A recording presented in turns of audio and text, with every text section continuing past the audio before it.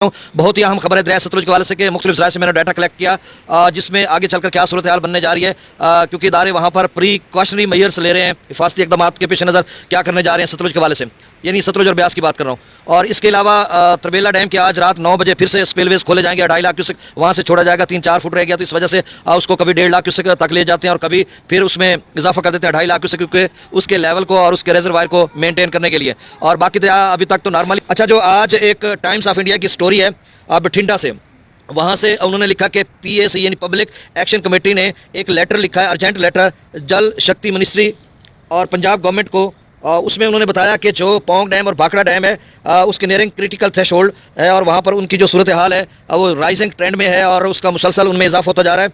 और उन्होंने फिर जो है मेल्स की हैं chairman BBMB Bhakra Beas management board को भी और चीफ सेक्रेटरी पंजाब को, यानी भारतीय पंजाब की बात कर रहा हूँ, उनको भी मेल्स किए हैं। और उन्होंने कहा कि फिर उस तरह की सूरत हाल न बने 2023 की तरह, जब डिवास्टेटिंग जिस तरह से सैलाब आया था, डिमोलिशिंग सैलाब था कि बहुत सारे इंफ्रास्ट्रक्चर का नुकसान हुआ, जानी माली नुकसान हुआ, तो वो कह रहे हैं कि दोबारा उसी तरह की सूरत हाल बनती जा रही है, क्योंकि जो आगे चलकर बारिश पहले तो उसमें सूरत हाल गंभीर हो सकती है। तो आप प्रिकॉशनरी मेजर्स लेते हुए उसमें जो रिजर्वायर है उसके हवाले से उन्होंने कहा कि इसका ज़रूरी है देखना कि इसमें जो उतार चढ़ाव है इसको भी देखना ज़रूरी है।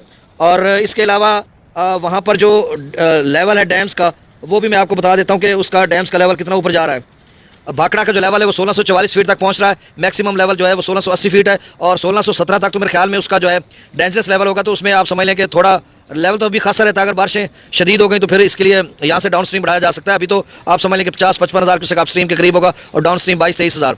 पौंग डैम का जो लेवल है वो 1377 फीट तक पहुँच रहा है, 48,500 क्यूसेक वहाँ पे आप स्ट्रीम और डाउन स्ट्रीम 49,500 क्यूसेक के करीब है, चाहे वो टर्बाइंस के जरिए हो रही है या स्पिलवेज के जरिए हो रही है। अच्छा, एक और ज़ेर गर्दिश नोटिफिकेशन था जिसमें उन्होंने बताया था कि 9 अगस्त यानी आज को सुबह 6 बजे की उन्होंने बात की थी कि उसमें हर 12 घंटे के बाद 6,000 क्यूसेक का इजाफा करेंगे। तो इस तरह से उन्होंने आगे लिखा कि दोनों का मिलाकर यानी टर्बाइंस और स्पिलवेज का वो 60,000 क्यूसेक तक डाउन स्ट्रीम जा सकता है। 50 तक तो ऑलरेडी गया हुआ, तो 10,000 और भी इजाफा हो सकता है। अब अच्छा, उन्होंने एक और बात की और उसके बाद मैं डाटा बताता हूँ।